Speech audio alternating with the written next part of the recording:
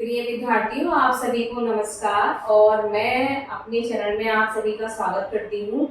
और आज हम चलते हैं हिंदी गद्य में, जैसा कि हमने पहले भी पढ़ा है। और इसके साथ ही हम आज पढ़ेंगे जयशंकर प्रसाद का नाटक। और जयशंकर प्रसाद जो थे वो थे आपके कौन थे? ऐतिहासिक नाटककार। क्योंकि इन्होंने ऐतिहासिक नाटक जो है बहुत अधिक लिखे थे, इसीलिए इनको प्रसिद्धि भी मिली है। ठीक है। और उसके बाद में ऐतिहासिक नाटक में तीन नाम जो है वो मुख्य रूप से आते हैं। एक तो आपका जयशंकर प्रसाद, दूसरा आपका बद्रीनाथ भट्ट और तीसरा आपका गोपाल राम घेमरी। तो तीन नाटक जो है, तीन ये जो लेखक हैं, इन्होंने ऐतिहासिक नाटक अधिक मात्रा में लिखी है। अब जयशंकर प्रसाद ने कौन कौन से नाटक लिखे हैं उसकी बात करते हैं। तो सबसे पहला जो है नाटक वो है आपका राजश्री, जो कि सन 1915 में लिखा गया। दूसरे नाटक की बात करते हैं हम विशाख, जो कि सन 1921 में लिखा गया। तीसरा आता है इसमें अज्ञातशत्रु, जो कि सन 1922 में लिखा गया।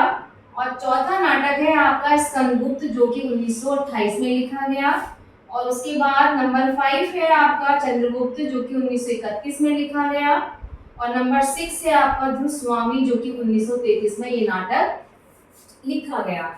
अब मुख्य बिंदु यहाँ आता है कि जो ध्रुवस्वामी नाटक है ना, वो आपके पाठ्यक्रम में है। जैसे कि बीए, यानी कि जैसे बीए, बीएससी, बीकॉम के जो विद्यार्थी हैं, उन्हें ये ध्रुवस्वामी नाटक अपने पाठ्यक्रम में पढ़ना है। ठीक है।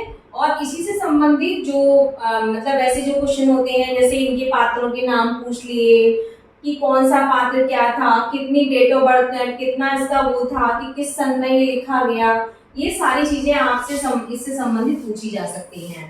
ठीक। लेकिन साथ साथ में आपको ये भी पता होना चाहिए कि जयशंकर प्रसाद ने दूसरे नाटक कौन कौन से लिखे हैं, जैसे राजश्री, विशाख, अज्ञातशत्रु, स्कंदगुप्त, चंद्रगुप्त और ध्रुवस्वामी, और इनकी जो है सन वो है क्या है। ठीक है। हो सकता है आपको जब ऑब्जेक्टिव क्वेश्चन में बात की जाए तो ऑब्जेक्टिव क्वेश्चन में वो तीन नाटक तो जयशंकर प्रसाद के दे दे और चौथा नाटक वो किसी और का दे दे, और आपसे ये पूछे कि इनमें से जयशंकर प्रसाद का नाटक कौन सा नहीं है। या हो सकता है तीन नाटक वो किसी और के दे दे और एक नाटक आपको इनमें से नेम रख दे, और वो ये पूछे इसमें से जयशंकर प्रसाद का नाटक कौन सा है। ठीक है। तो आपको सन भी पता होना चाहिए और ये नाटकों की मुख्य रूप से नाम भी आपको मालूम होनी चाहिए।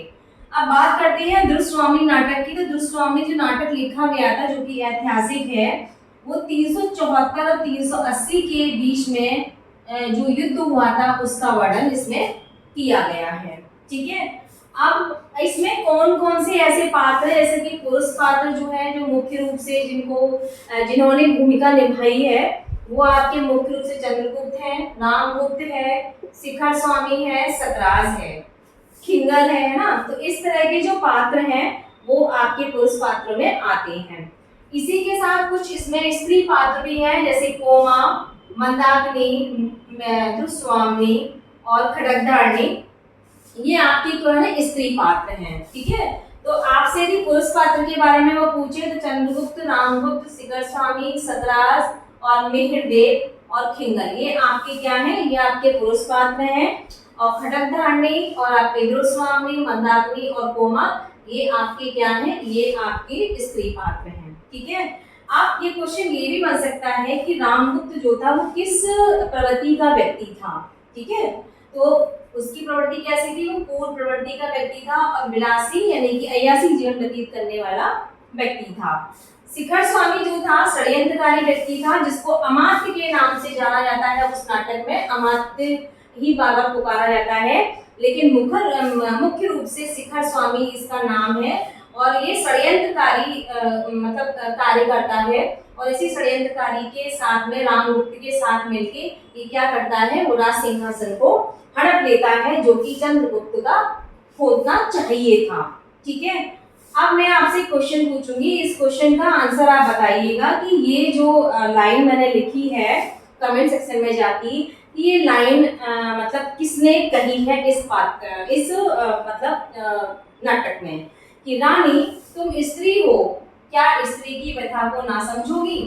तो आपका मुख्य कार्य ये है कि ये जो लाइन मैंने आपको लिखी है, तो ये लाइन, इस लाइन का आंसर आप कमेंट सेक्शन में मुझे जरूर देंगे।